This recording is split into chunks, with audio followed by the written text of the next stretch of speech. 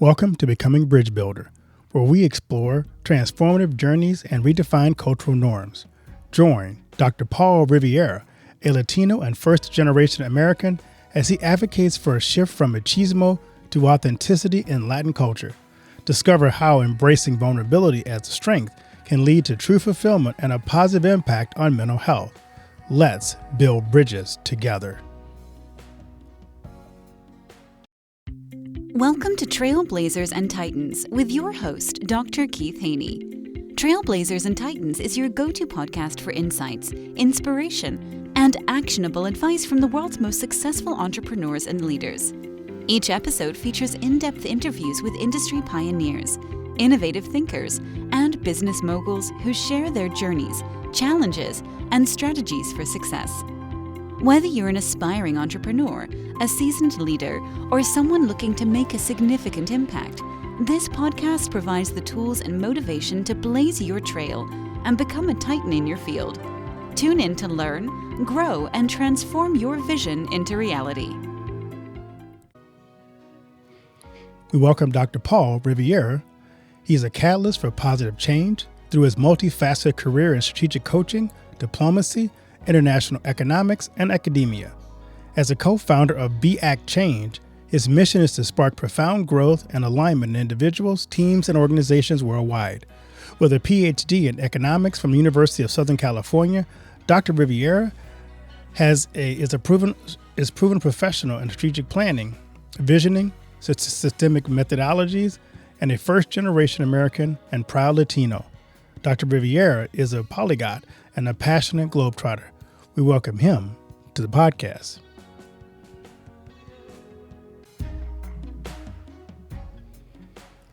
Well, we welcome Paul to the podcast. How you doing today, Paul? I am doing excellent. Thank you so much, sir. How are you? I am great. It's so good to have you on. I'm looking forward to this conversation. We're going to break down some stereotypes. We're going to upset some people, I'm sure, but that's great. That's what it's all about, right? You know what? You got to push the boundaries a little bit. Push the boundaries, right? You got to make people a little uncomfortable. So we're going to do that today in this podcast.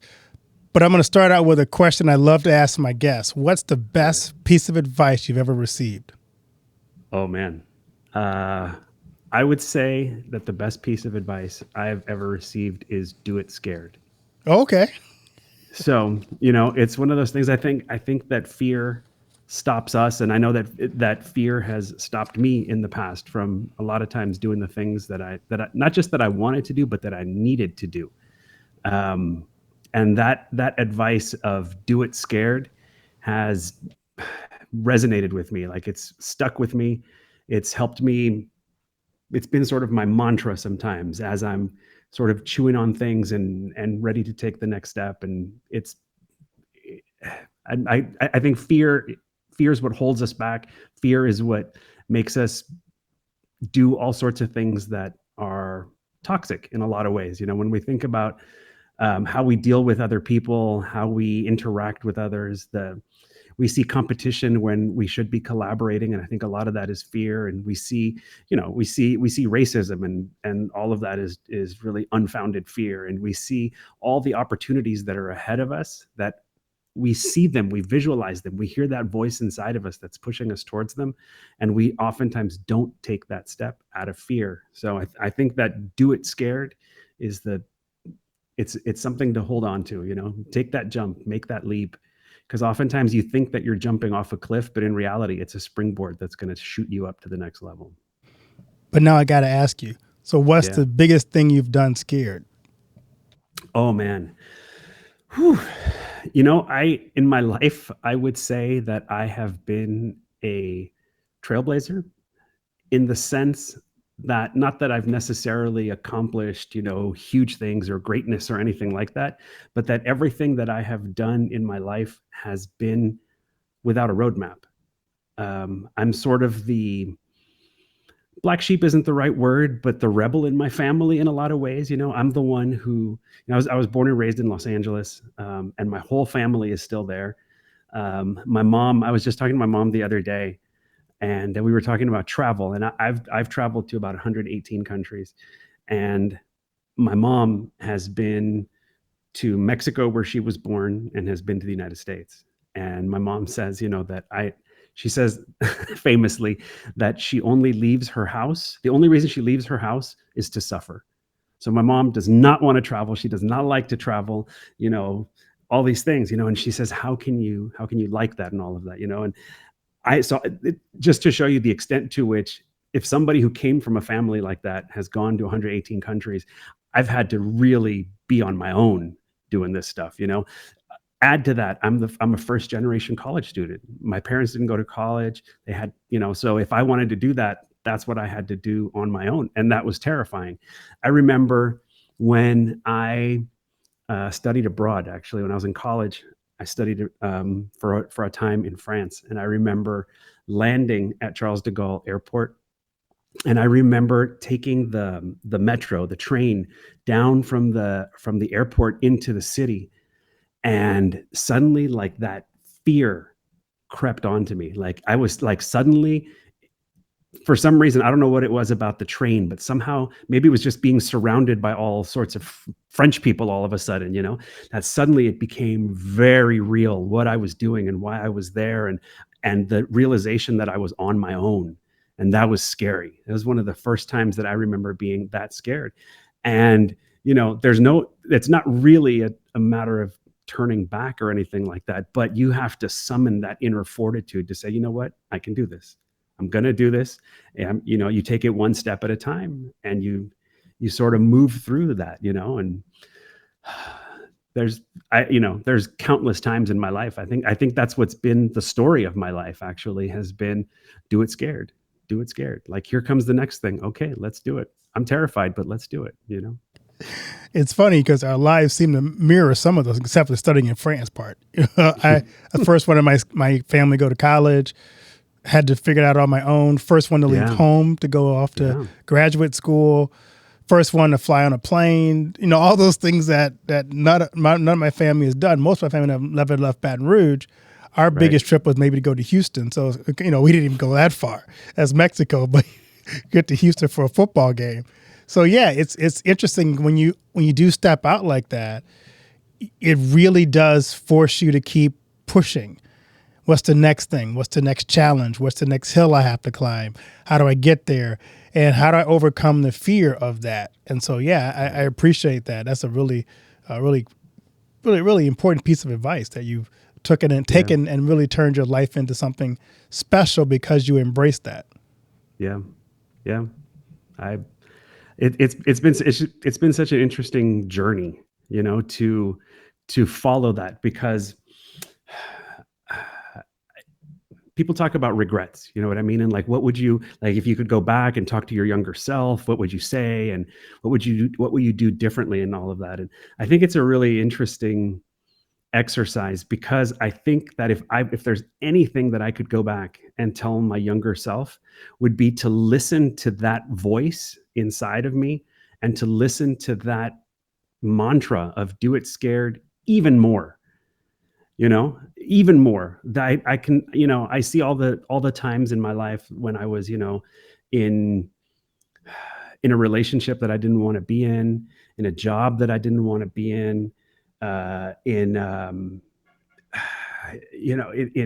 just a social setting that I didn't want to be in, and the people pleasing, the fear of upsetting people, the fear of doing the wrong thing somehow stopped me. And I stayed in situations too long that weren't right for me, and that in the end were harmful, not just to me, but to those around me as well. So if I'd had the fortitude back then to say, do it scared, take the leap as often as I wanted to, as often as I should have, I think that I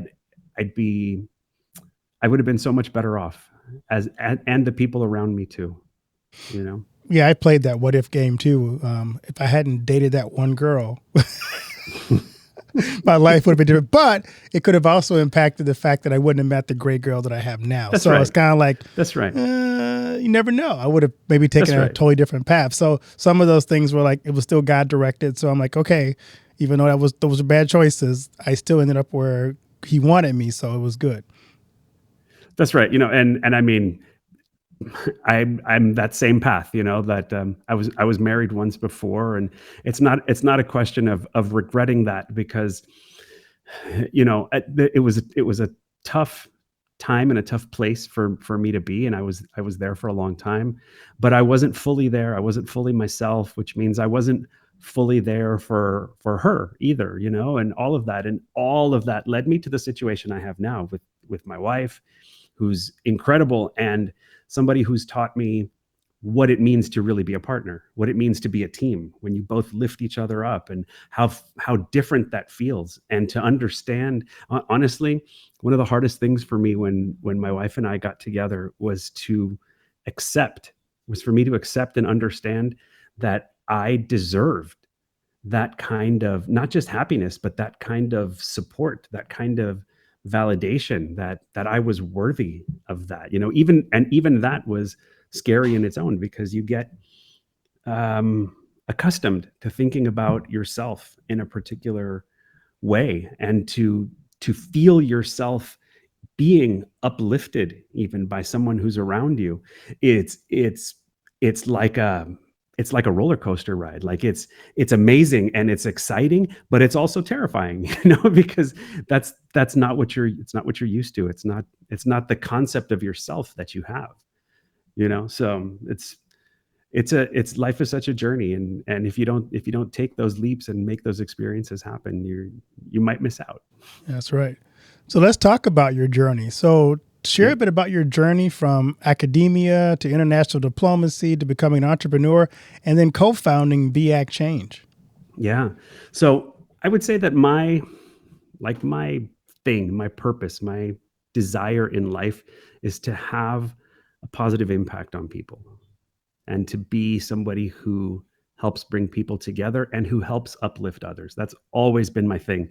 And I never knew exactly how it is that I wanted to do that. I always thought as a younger guy that I wanted to be a doctor, like that somehow that the medical field would be a way for me to bring goodness and positivity to people somehow. And kind of life didn't super work out that way. I was an EMT for a while, and that was a really tough job. I loved it, but it was a very tough job to do. Um, and I went from there, and when I finished college, I went to graduate school. I got my PhD in economics, which I love because economics is a way of thinking. It's a way of seeing the world and analyzing the information that comes to you, and making decisions. So I loved that. I became a professor, and I became a professor in California, where I'm from. And I got to be part of the founding of this university, California State University, Channel Islands. I'm founding faculty there. So it was a brand new university, and it was in a predominantly, not predominantly, but it was in a heavily Latino serving area. They're actually a Hispanic serving institution now. And I loved it because I had so many kids who looked like me, and same profile, right? The immigrant children or immigrant parents, their first time doing this, and it was so valuable for them to be able to see themselves reflected in the person that was standing at the front of the class, somebody who could relate to them, who could relate to their parents, who could, if necessary, relate to them in their own language, so all of that was tremendous. And I loved that for a really long time. I did that for well over a decade. But I kind of got to the point where I felt like that voice inside of me kept telling me that my impact was bigger. Like, I had more to give, I had more to do. And that's when I made the switch into international diplomacy. So I joined a fellowship that sort of brought me into US government service. And I got to work in DC, and I got long-term postings in Nicaragua, in Jamaica, and Dominican Republic, and then shorter term things in dozens of places in Senegal, Morocco, Zimbabwe, Kosovo, Kazakhstan, Thailand, all over the world, Paraguay. And my specialty is strategic planning. And so helping basically these organizations, these large organizations, understand what it is that they want to do with the funding that they're provided. So I was a liaison in a lot of ways between sort of the donor, the US government, the recipient country, and then all of the people on the ground who would be implementing the work. So I had a super fascinating job because I sort of sat at the nexus between congressional reports and heads of ministries of these different countries, and at the same time going down and talking to the farmers and the fishermen and the people in the factories and women's groups and mothers groups, and going to clinics and hospitals and talking about vaccination and all these things. So it was such a fascinating thing. And I don't want to get too far off track, but it was a really interesting experience that eventually became a little bit frustrating, because what we saw was that the way in which we were carrying out our work was very sort of, a nice way to say it is that it was very cut and paste, right? Like there was a formula. This is what's needed in this country. So here's how we're going to do it. The less nice way of saying it is that it was a very colonial mentality where we as the sages and those with experience and money were coming in to sort of tell the natives what they're supposed to do.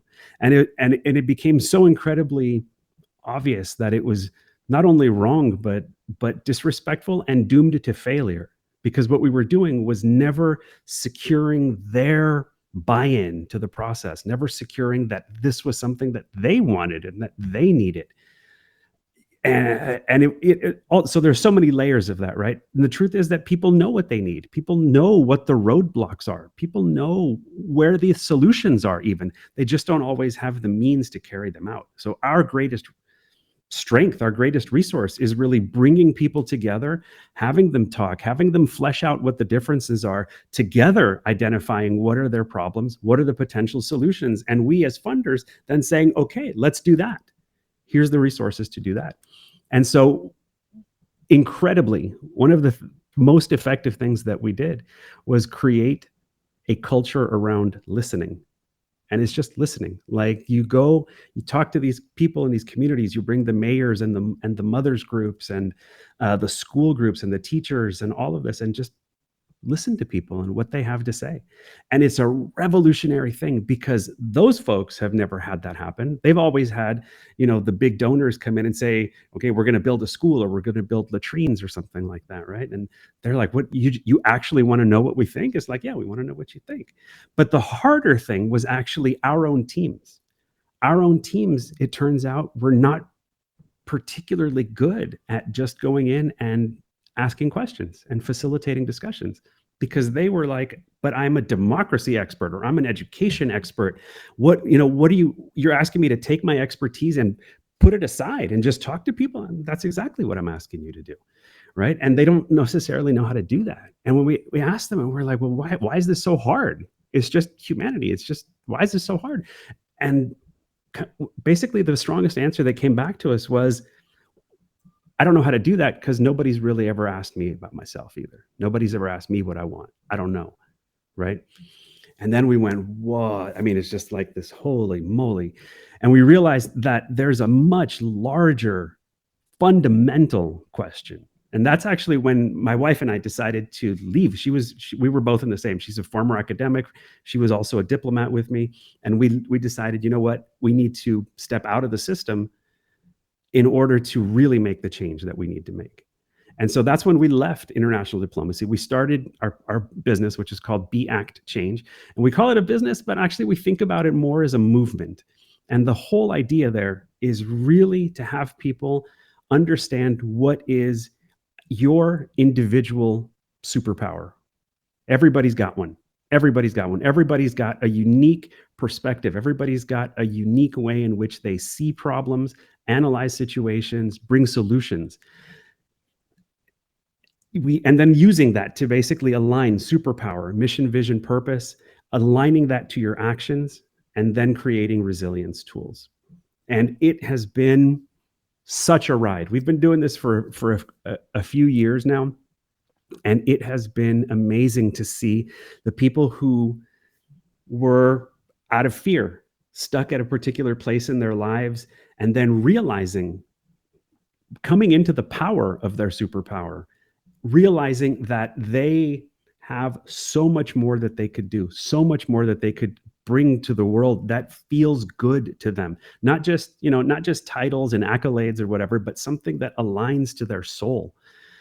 And seeing that go forward and seeing how these folks that we have worked with from high school age kids all the way to ambassadors and CEOs, to see the transformations in them as they open up, as they see the world in so much bigger than they ever conceived of it before, and their own role in it. It's been amazing. So we work with individuals, we work with NGOs, we work with a lot of nonprofit types, and we do a lot of corporate retreats and that sort of thing. And then public speaking, we do a lot of keynotes and talking directly to schools and school kids and all of that. And so that's where we are. And honestly, it seems crazy, but I feel like this is where we belong, and that this is where I have the biggest opportunity to bring that positivity and that goodness into people's lives that I've always wanted to do. Turns out it wasn't as a medical doctor. It was through me helping people see that they have a superpower, and that everyone does, and that by recognizing that in all of us is what builds our collective power, that we together can create more than any of us individually can. So that's the journey, and I'm so glad to be on it. I love that. I thought about being a doctor too. Then I realized I can't stand the sight of blood.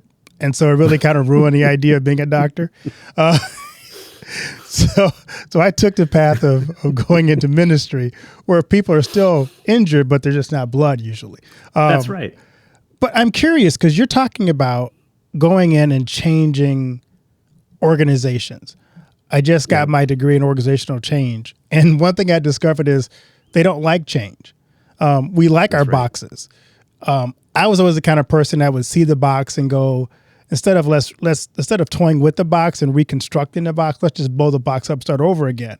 How do you use your strategic coaching, your diplomacy background, your influence as a leader to change or help organizations develop? I would say that our approach is very one at a time. Like, it's very individually based. I would say that it's interesting. Like, I struggle to think of myself as a leader in a lot of ways, and more so sort of in the facilitator mentor role. And I know that those are buzzwords and catchwords kind of thing, but they have meaning. You know what I mean? Like, I know that my role isn't the one that's literally forging the path for other people, but rather that I serve to ease people's transition into a greater version of themselves, which literally means facilitator, right? And to try to live my life as a mirror of what I see for them, which is the mentorship aspect, right? That they see themselves in me as well. So I would say that the first piece really starts with the individual. So like when we go to work with a team, the first thing that we do before we ever even bring the whole team together is that we actually speak to everyone on the team one-on-one. And it's not really about the job, and it's not really about the team, it's about them. And it's understanding what is their superpower, having them even come into it most of the time to understand that, you know what, this way of solving problems that I have, this way that I perceive the world, I've always done that, and it's what helps me. It's what I contribute to the world, So having people understand that they have a superpower, what it is, and then aligning that with their own mission, vision, and purpose. And then eventually so once you have that mapping, that sort of constellation of what the team looks like, then it's bringing them together and having them say, look at all the superpowers that you have here in the room. Think about what collectively you can do if all of these are working together. And so a lot of the organizational change comes down to, especially on these teams, comes down to looking at this constellation of superstars that we have and understanding how it is that we best employ their abilities, how it is that we as a collective organization move up in the best way possible using what each and every one brings, and it's just a different lens of looking at people and those situations than folks are used to. But it's been a really powerful way for us to create that change, because as you say, change is hard. People don't like it. I want to keep doing things the way that I know they've always worked. But again, I think a lot of that is fear. Like I'm doing okay right now. I don't want to rock the boat. So I'm going to keep doing what I'm doing, and I'm going to, hold on to my little piece. And the thing is that this holding on to your little piece, you're trying to make yourself. So one of the things that we teach a lot is the difference between vulnerability and resilience. And people want to be invulnerable, right? They want to shield themselves and protect themselves from the things that they think are going to happen in the world around them. And the truth is that no matter how hard you try to make yourself invulnerable, the world is going to happen. Things are going to happen. You cannot perfectly anticipate what's going to happen in the future, and you can't even perfectly anticipate what your reaction might be. So it's not about shielding yourself off and creating your little domain. It's about creating the resilience so that when life does smack you in the bottom a little bit, you know how to get back up. You know where you're going. You know what you have to do. That's the importance of knowing your superpower, knowing your mission, vision, and purpose, so that even when you get smacked around a little bit, I still know that that's where I'm going. I still know that I have a path to follow and that it matters. So that all of that, we bring that into these team exercises, and it's been really, really rewarding for us. We're trying to do more of that. I love that. There are two things here as we talk, it kind of stuck in my mind. Yeah. One is from your work internationally and in diplomacy, this idea of colonialism and how we as America tend to walk into cultures and say, here's what you need to do. We are the experts. And so I see you making sure in your organization, you don't bring that, we're the experts, we have the briefcase, we're here to fix you, but more we're here to listen to you, we're here to dialogue with you, we're here to bring out the best in you. So we want to hear from you versus here's our recommendation, here's how you do it. Call us in 6 months and we'll come back and talk to you some more. You've really kind of taken that diplomacy part and go, that doesn't work in organizations. We have to really know how the organization needs to function in its own special superpower skill. It's a really tough thing too. It's surprisingly difficult. I love words. Words are my thing. I speak 6 languages. It's my thing. I love words. Colonization, the root of colonization, of the word colony, is to inhabit, right? So when we talk about colonization, they're physically inhabiting most of the time. But in modern day, when we talk about decolonization, we're talking about removing the things that are living in our mind and our conscious and our culture that have been placed into us, right? And there's so many of those things.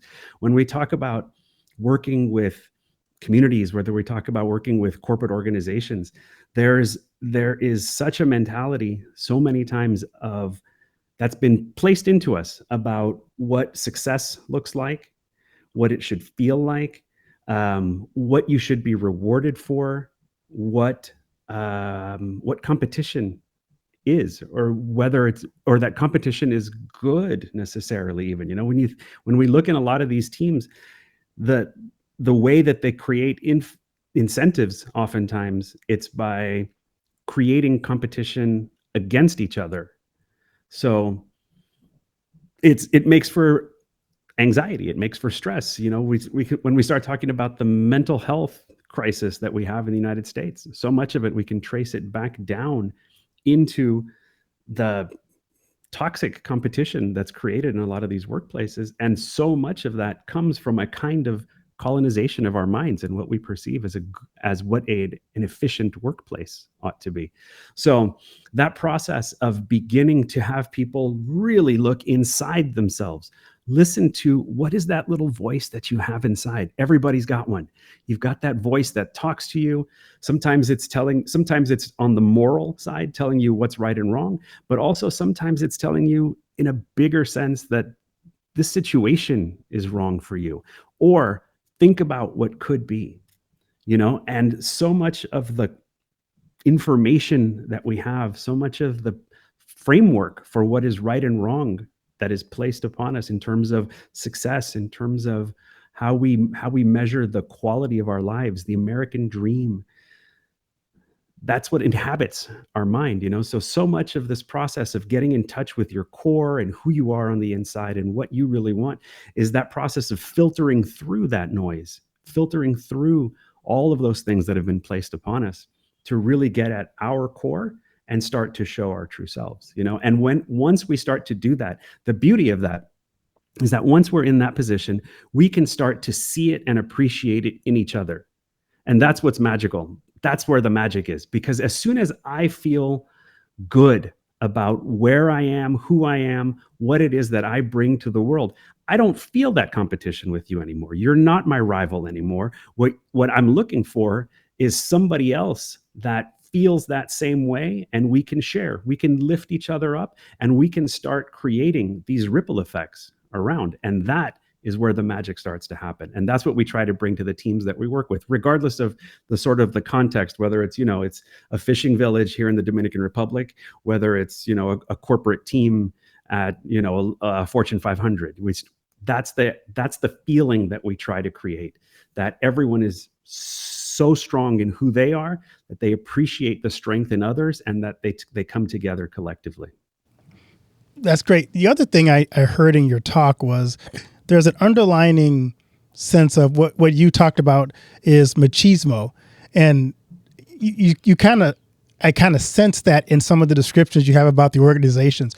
But one of the things you're also passionate about is advocating a shift and redefining masculinity in Latino community from machismo to authenticity. Can you kind of unpack what that means for us? I have an idea, but for the audience, kind of unpack what that means and tell us what your vision for that is.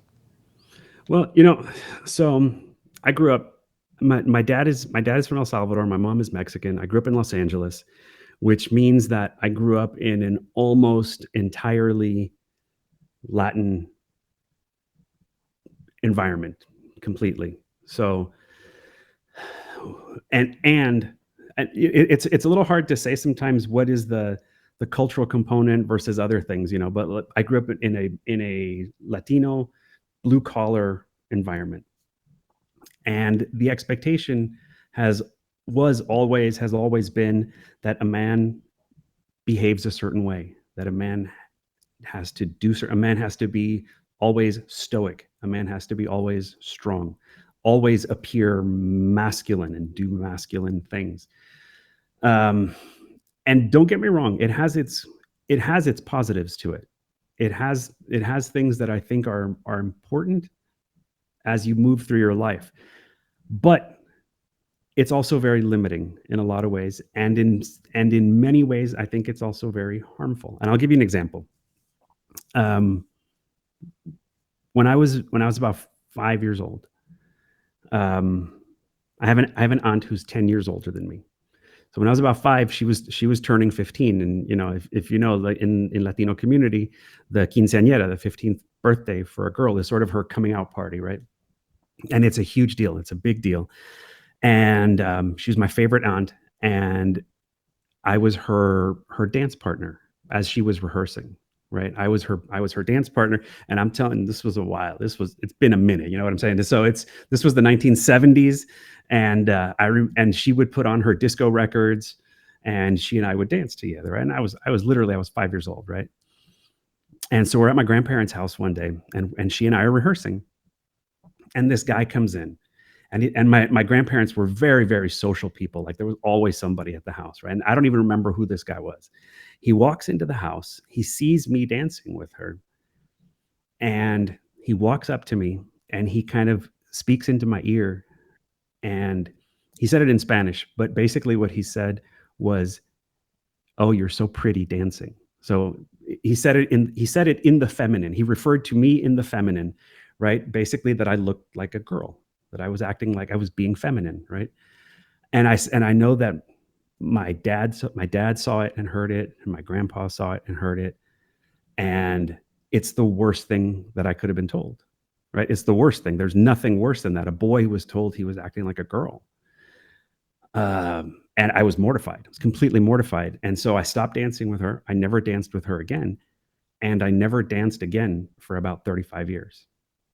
Like it's that level of trauma that it caused me instantaneously to there's nothing worse than not seeming macho. I did this thing and I was made fun of for it. So I'm never doing that again. Right. That's the mental association that, some guy making a stupid comment to a small kid, that's the impact that it had on me for my whole life. And that's like one example. You know what I mean? The other examples are not as obvious, but they're possibly even more hurtful, right? Like the idea of you don't talk about what's bothering you. You don't, because that sounds like weakness and men are not weak, right? You don't talk about feelings. You don't, all these things, right? There's a certain stoicism that I can see value in, but at the same time, I can see in my Latino community that there are so many men who are swallowing it all the time, who are repressing all of that. And so as part of this whole sort of concept of finding your superpower and aligning to who you are and being your authentic self, I know about myself that I love to cook. I'm the cook in our family, not a traditional thing. And I don't mean just, the Sunday barbecue, I'm running the barbecue. I make food every day. Anybody who knows me will tell you that the best part of my day is any part of my day in which I get to play with a baby, because I love babies. I love that. I don't know. That the idea of a new life and the trust that they have in you and all of that. I love it. So all of that is outside of what normally would be considered machista. But the truth is that I know who I am. I know what I like. I know what I contribute to my family, to my household, to my community. And it's not, more men need to be able to do that. More men need to be able to say that. I'm also in a relationship where if I'm having a bad day, if I don't feel good, if I'm sad, if I'm upset, I can say it. I can talk about it. And I know that it's going to be received with love and with empathy, and that I'm not going to be mocked for it. So there's a side of it also that guys need to change a little bit how we see ourselves and how we act. But it's part of changing this machista culture also comes around to the women too, because the women also need to create that environment where men feel safe doing that I feel like you are going to have my back. You and I are a team and you're going to have my back. Right. And we do that for each other. And anyway, I could go on a lot. I talk a lot, especially to college students, actually, which is a really interesting time in life to talk to young people, because they're sort of on the brink of breaking into adulthood, and they are legally adults, what I'm saying, but they're still students. They haven't really forged out on their own necessarily. And it's a really impactful time for them to think about, who am I? Who do I want to be? How do I want to appear? What do I want my relationships to be like? And so it's been really, really fascinating topic to talk to with a lot of these college students, these Latinos, young African-American students. And we get, especially from the Latino students, my wife and I, we do joint keynotes. We give speeches together, and they're like, the most common reaction we get is, I have never, ever seen that. A husband and wife who work together, who act like a team like that, who clearly support each other, all of that. And, so as I said before, representation matters. So a big piece of what we do is really try to show people that there's a different way of doing things, that we don't have to necessarily stick to the mold, and that there's a lot of things that we could do better than what we've been taught. So we're gonna do something scary. Let's do that. All right. I love what you're saying. My son, who's a college age student, has run into a shift in male-female roles, even male-female definitions.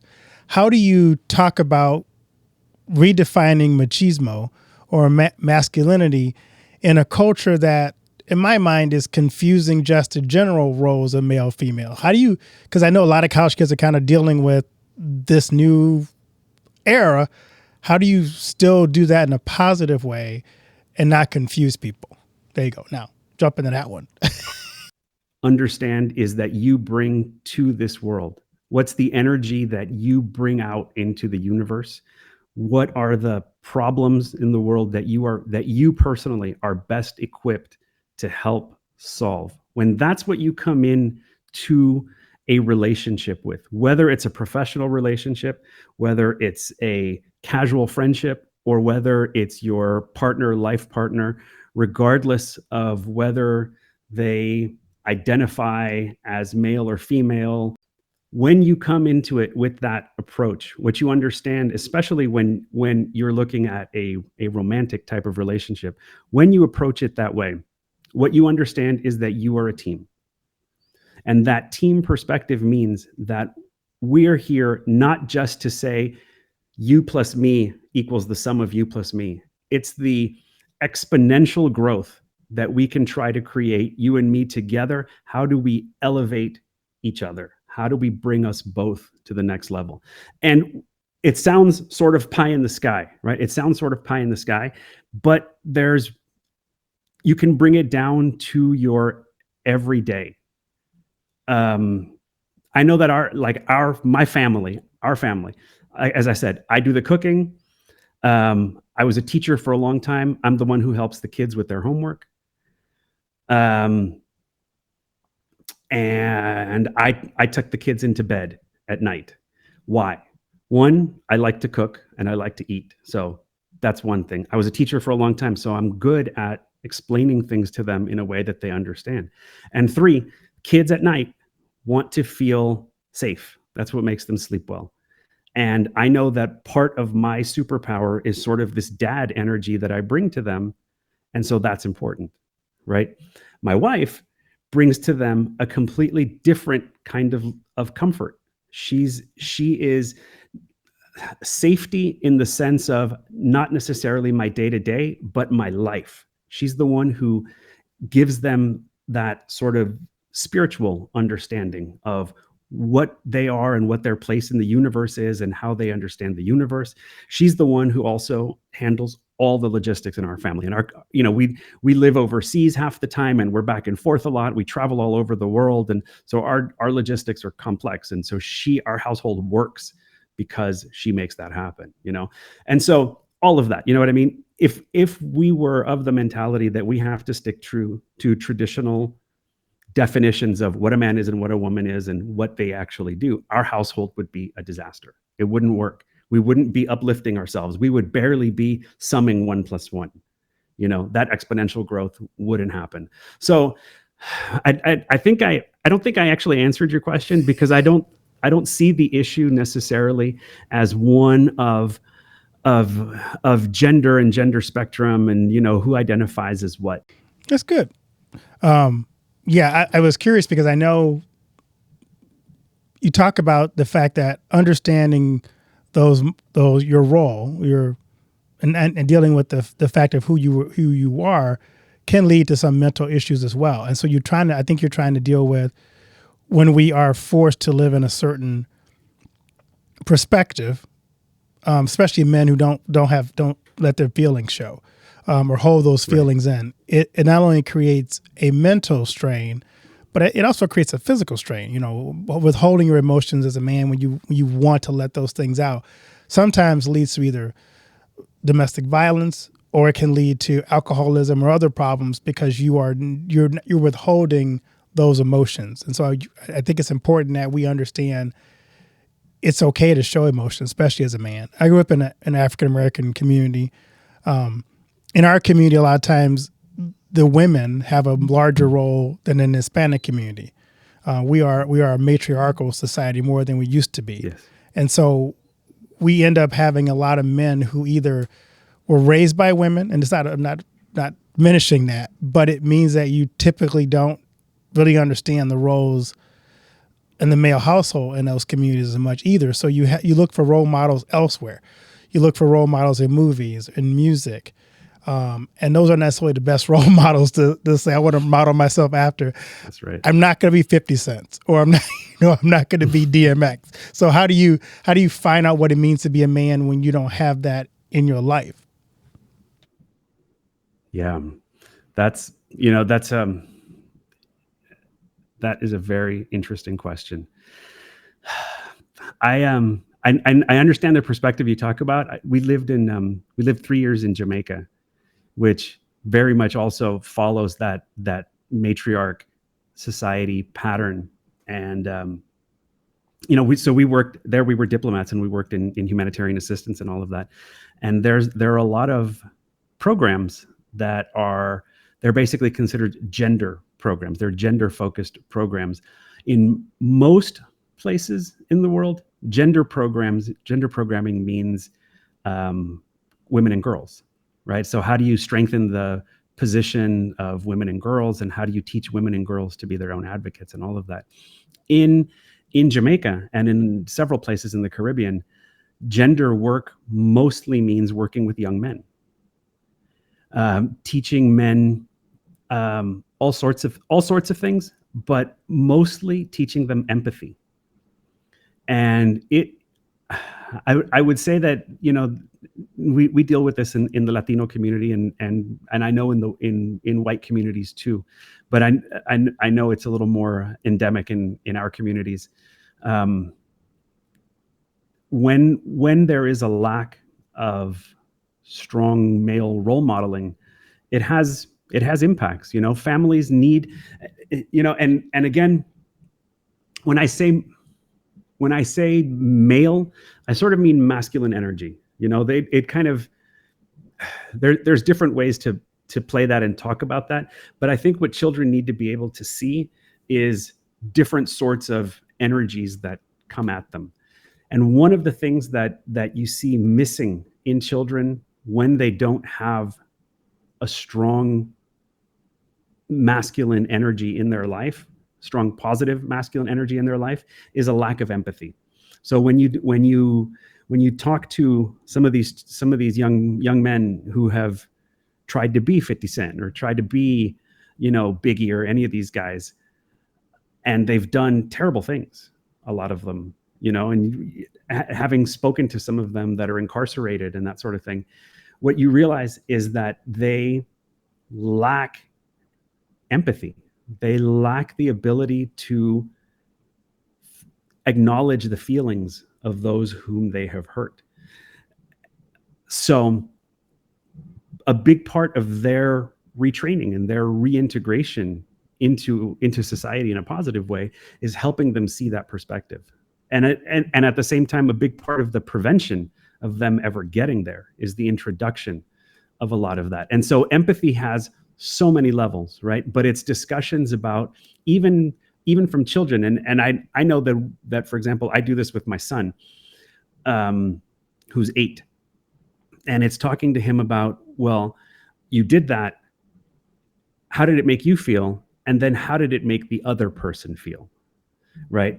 That awareness that your actions have consequences on other people, and that those consequences on those other folks matter to us as well, right? That we are responsible in a lot of ways for the energy that we put into the world, and that what comes back to us. So to me, that is huge. If we can get to the point where, regardless of who's living in your house and who's the authority figure in your house, making sure that we teach our children that empathy matters, and that we can create positivity in their lives just by bringing in that perspective of the feelings of others and how it is that we impact them. Aside from that, there are really, really practical things. One of them is thinking about the extent to which we parentify children a lot of times, and that's something that I think we need to be aware of, and it's something that's, again, very endemic in our culture, and I know that African American cultures see the same, especially in sort of the single mom type situations, that if there's a son, and if it's the oldest son, that oldest son becomes head of household immediately, regardless of how old he is, and that requirement for them to take it on. I know that in a lot of times it's not necessarily a matter of choice, but recognizing that child is parentified, recognizing that child isn't allowed to be a child in a lot of the ways that he should be, that he should be allowed to play, he should be allowed to make mistakes sometimes, that he's still learning. When we see as these boys eventually turn into men, they're very anxious. They are fearful sometimes of making mistakes. I see it with it's an interesting example, but I see it actually with my father-in-law, who's in his late 70s now, a brilliant man with a brilliant mind, who grew up, basically his father passed away pretty young, and then he himself had two brothers who were both basically sort of mentally disabled. And so he had to be the head of household, not only for his mom, but also for his sister and for his two brothers. And what we've seen is that as he's carried this burden all through his life, it's been really heavy for him. It's been the sort of thing where you see that he sees the risks in everything. He sees conspiracies in everything.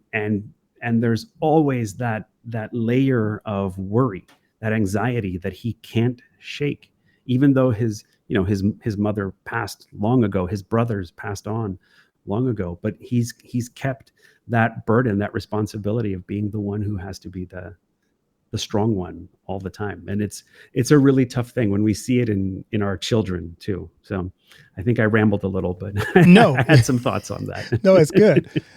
So as you think about this being a passion of yours and you're advocating for it, what do you hope impact you can make on this going forward? Man, several things. When you say this, do you mean sort of my work as a whole, or specifically thinking about? Well, specifically what we just talked about, the whole machismo to authenticity. How do you see you impacting and helping redefine that in your work? I mean, I think the impact that I would want to see is starting to see a movement. So as I mentioned, our business is called BeActChange, and it's B for be who you truly are, act to live in accordance with it, and change the world. And that's how we change the world, by acting in accordance to who we are. That's how we begin to change the world. So that's sort of the core philosophy that we have. And so the impact that I would want to see, especially on these young brown men, is that. And I think that the way we will start to see it is over time. I'm hoping that this becomes a movement, that this becomes something that catches fire. I want it to be the case that more and more young men who look like me, who come from backgrounds like mine, can see that there are possibilities that they have never imagined, and that those possibilities are within their grasp. The idea that a kid like me, who came from nothing, parents came to this country with nothing, that I have a PhD, that I've traveled all over the world, that I've met world leaders, and the things that I've done in my life and continue to do in my life are all because I was willing to take some chances on myself, to go against sometimes what people told me was right, and to do as much as I can to listen to that voice inside of me. And so that's what I want to see. I want to see more and more young men, young Latino men, young African men African American men to start to listen to those voices inside of them. And if that means that you are breaking the mold a little bit in terms of what your culture says, what society says is right for you, that's okay. Anything that you can do to start aligning yourself with who you are inside and bringing your superpower out is great, and the thing is that I mean, at the end of the day, I say all these things, and I still have a PhD in economics. I see the other side of it too. You know what I mean? So I want to see that movement creates a ripple effect, and that what we should start seeing is that we should start seeing, for example, that like right now, young Latino men have higher rates of severe depression than white or African American men. They have higher rates of suicidal ideation. So this anxiety that's put on them is so heavy that it's not just that I feel bad or I'm a little sad about it. It's I don't know if I can go on living because I don't know if I have enough left to contribute to this world. I want to see those numbers start to shrink. I want to see more and more, more and more of our people in leadership positions. I want to start to see I want to see poverty statistics changing, all sorts of things. All of those things have an impact. When we talk about, it's one of the things in our community too, right? When we talk about finding your purpose and listening to your voice, inner voice, and all of that, the reaction from a lot of folks in our own community is that's for white people. That's a white people thing, and I've heard it a lot. We've heard it from our own family, but the truth is that it's not, because I've been all over the world. I've talked to people everywhere.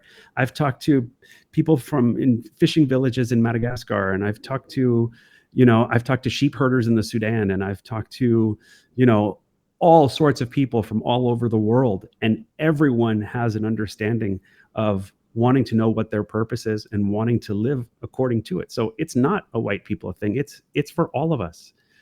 So and the thing is that it sounds very pie in the sky, but the truth is that when we start living according to that, all of the numbers, all of the stats that we track, whatever metrics, whatever checklists that you want to see, you're going to start to see those changes there too.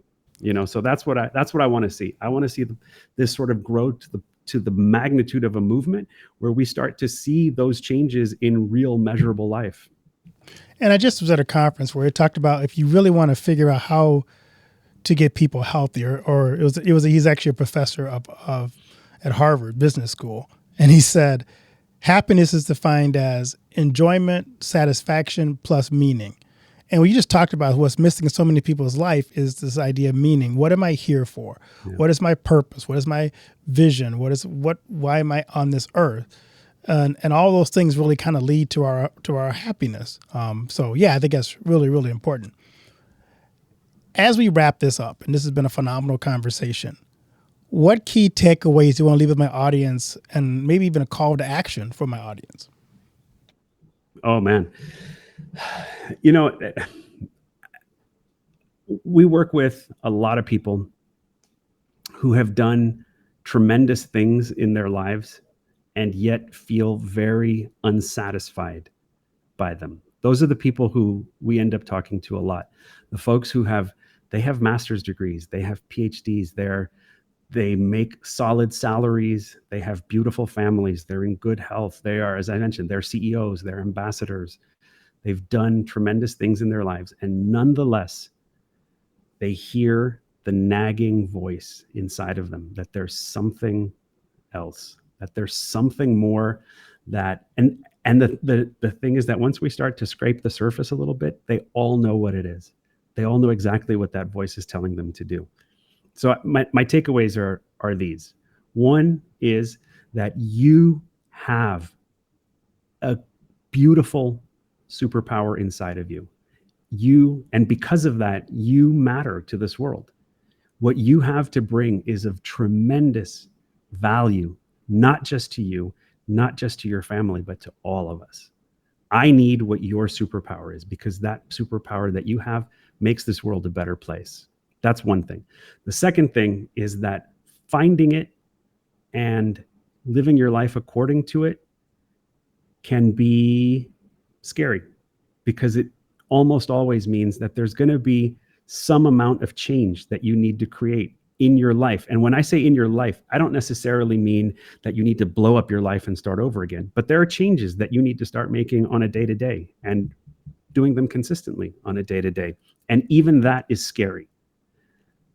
And what we said at the beginning is still true. Do it scared, because it matters. It matters to you, and it matters to all of us, So that's my biggest takeaway for anyone who's listening. So where can people find you and connect with you on social media? Nice. We're super easy to find. Our big, community is really important for us. We want to connect with people as much as we can. We have a website, BeActChange.com. It's undergoing some structure, but it's up now. We have a nice Instagram. It's be.act.change on Instagram. You can find me, Dr. Paul Rivera, on LinkedIn, which is where I'm most active. We have a book out. A book is called Creating Your Limitless Life. And it's a really nice book. We really enjoyed writing it. My wife is actually the primary author on it. Her name is Esther Zeladon. And the book has, it's actually really nice. When we thought about, how do you feel when you've discovered who you are, you lived your life according to it, you've created the resilience tools, what's that feeling? And we were like, that's when you feel limitless. That's when you feel like nothing can stop you, right? So that's the title of the book, Creating Your Limitless Life. It's on, it has an accompanying workbook too. It's on Amazon, it's on Barnes & Noble, all of that. The digital editions of both the book and the workbook are 99 cents. And that's not a promotional price. That is our permanent price, because we know that when we were growing up, we really needed access to this kind of information, but money was always a problem. So that 99 cents is so that if you got $1, you can find access to this information. And so that's where you can reach us. If you want to know anything else about it, we are always available, as I said, on Instagram, on LinkedIn. Reach us through the website. We're always here. Well, Paul, thanks so much for coming on and sharing your heart and your passion for making a difference in the world.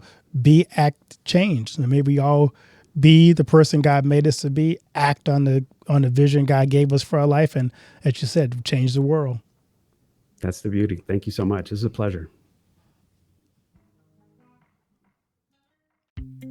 Thank you for tuning in to this episode of Trailblazers and Titans.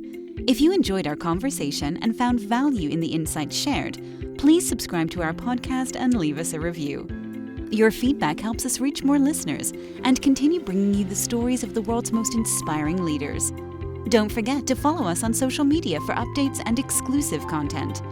Join our community of Trailblazers and Titans, and let's continue to learn, grow, and transform our visions into reality together. Until next time, keep blazing your trail and striving for greatness.